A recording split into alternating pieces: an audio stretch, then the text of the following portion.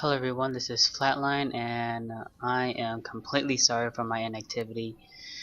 I was moving to a new place and I didn't have internet for a while, and then there was MLG as well, so I was just trying to settle down, and then I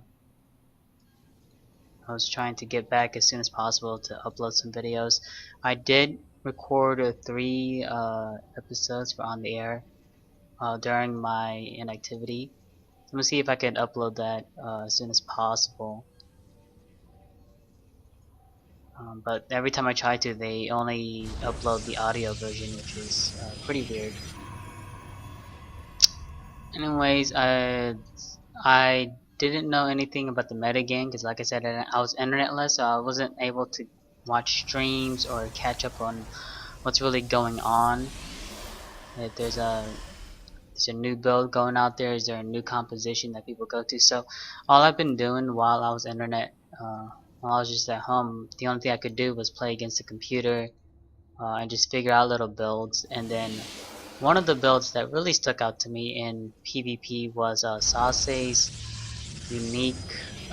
It was like 5 Stalker, 2 Zealot timing with 2 gateways, and then you expand and get your Twilight Council, and then you can expand behind it, or you expand get Twilight Council. You just put on full on aggression, or you show them that you're trying to be aggressive. So what you do is you go 13 gateway, and then you use that probe to scout around to make sure you're not getting proxied. And once you figure that out, 15 Pylon, and get your Assimilator right after that. You want to chrono boost your probes first 3 times, then the rest of the chrono boost will be used later on in the game. In this game I kind of messed up, but oh well, who cares. Now when this is done, you make your Zealot, and then you send 1 guy in gas.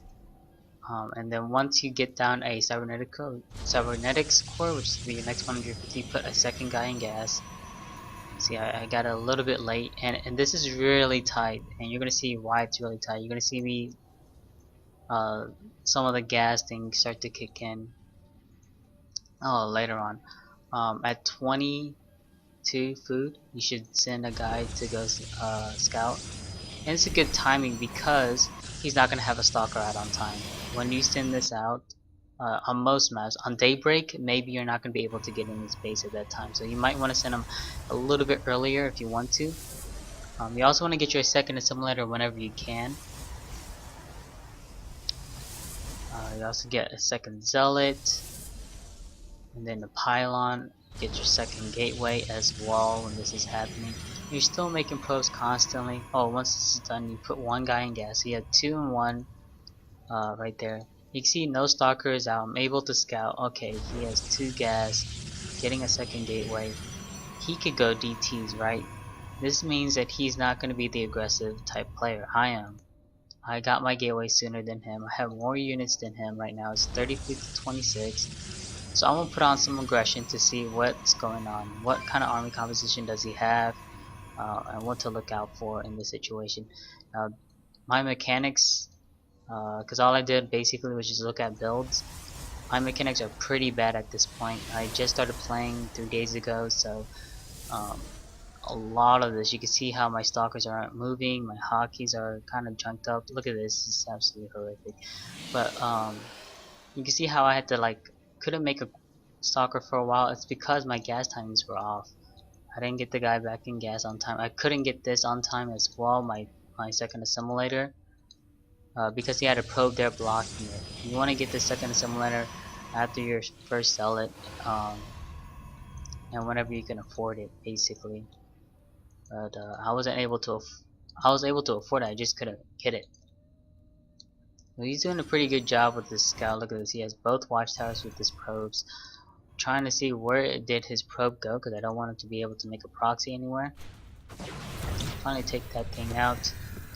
And it's time for me to scout what's going on. You can see he's pretty much doing the standard. He's getting his robotics, getting his 3 gateways, and he has these 2 sentries. Now showing these 2 sentries is really gonna help me out whenever I do this, because it's gonna I know he's not going DTC. You can see I'm expanding behind this. I'm getting my Twilight Council. I have 2 gateways.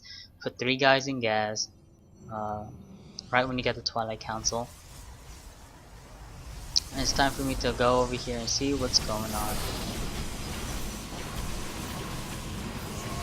Now I want to feint pressure right here. This is why I'm showing this. This is pretty nice by him. He's trying to focus fire. I'll cancel all 3 of these and just back out. See, he has an immortal. Okay, so he has a robotics. That's how I know. I confirm. I don't have to worry about DTs. I don't have to get a quick robotics as well. All I need is a blink. Now this really helps out and I should kill this off. You want to get blink because you want to have map presence. You want to have map control.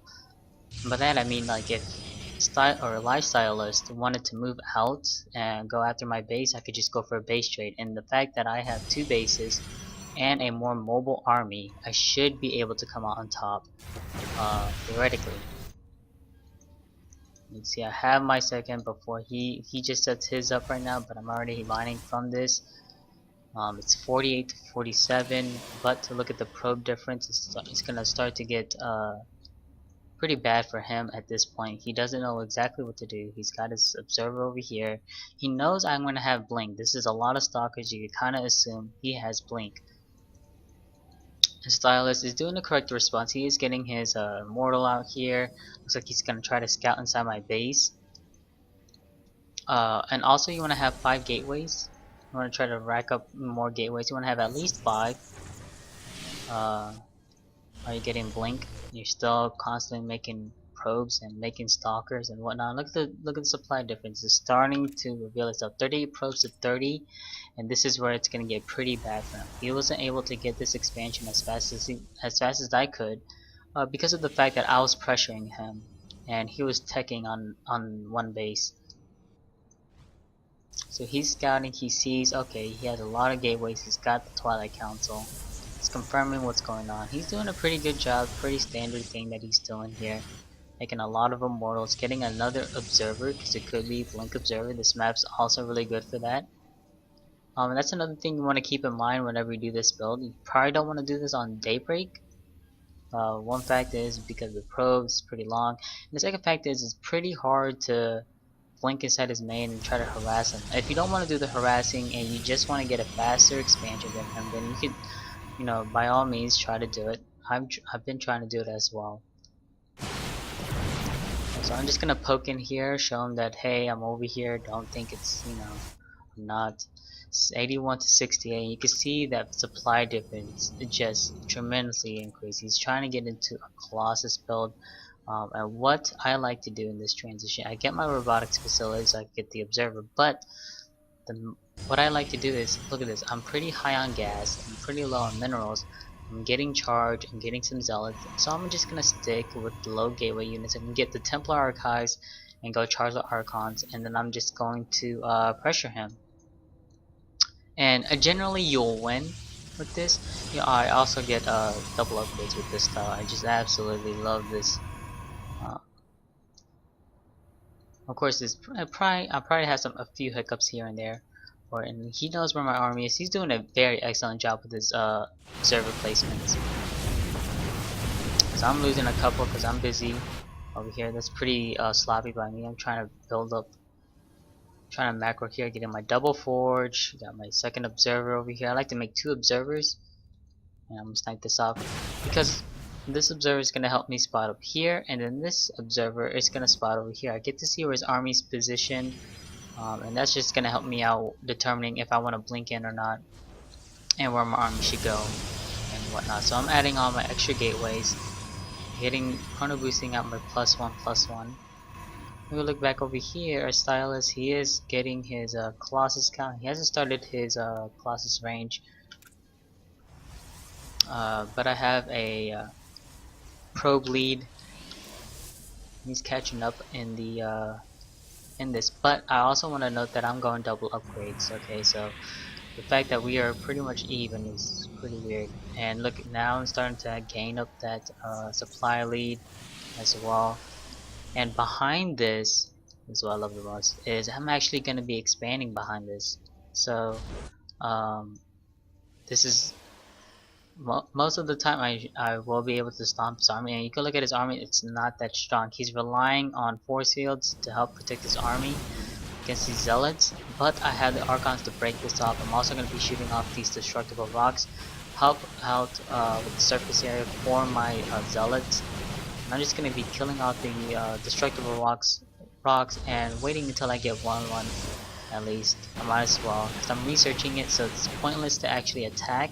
I think that's a lot of people kind of forget, is that if you're upgrading uh, and you think you're gonna have an advantage if you get that, you might as well just wait. It's almost done, and it's already almost done. He kills off my stuff, and that was a nice pylon placement by him to see where my army's gonna be positioned. But after this warping, I'm gonna be attacking 144 to 122. I'm also gonna be expanding. Look, my money's pretty much piling up right now, adding on a couple more pylons. It looks like he wants to instigate this attack, but unfortunately these force fields are not gonna help him out with the archons going over them. And this is basically over. He has too many stalkers. He doesn't have enough to take on the zealots, and the Colossus is just basically a target fire by my stalkers. GG. Coming out for Stylus. So this build, maybe you could try this out as well. You might like it. And the other cool thing is you get the Zealot before the Cyber, so um, they somehow do a surprise. Like, you shouldn't be surprised by a cannon rush, okay? But I just like the early Zealot just because it freaks them out. They don't know exactly what I'm doing, especially when you get the Zealot and then the Orc Gate. Usually they'll go for a 4 gateway, or just go 4 gateway all in, because I had delayed my Cyber. But if you think about it, I'm gonna have 5 Stalkers and 2 Zealots. If you go back, and I actually do, I'm just gonna fast forward through this. You can see how my money is not really aligned well. Like I said, that's because I got these guys in gas pretty late. Alright, so at 6 minutes, this is about the usual time, I have 3 Stalkers and 2 Zealots. At this time, they'll have 2 Stalkers and 1 Zealot if they go for that 4 gateway style. And the 3 Stalker rush, obviously I have the extra 2 Zealots to help me out in that case. But yeah, see, I have 5 Stalkers, 2 Zealots, Work It's gonna be done, and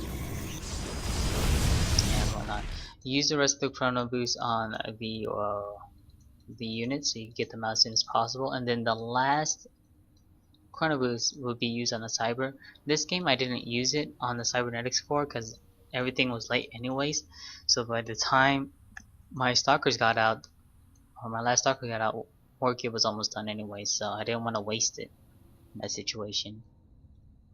So anyways, thanks for watching, and like I said, I'm sorry about my inactivity. I'm gonna try to upload these one more time. If they don't, I'm probably gonna have to like render the videos again, and hopefully YouTube will take it as a video, not just an audio. So anyways, thanks for watching. Please subscribe to my channel if you like the content and you're a Protoss player trying to learn, and all that kind of jazz. And yeah, so I'll see you later, guys.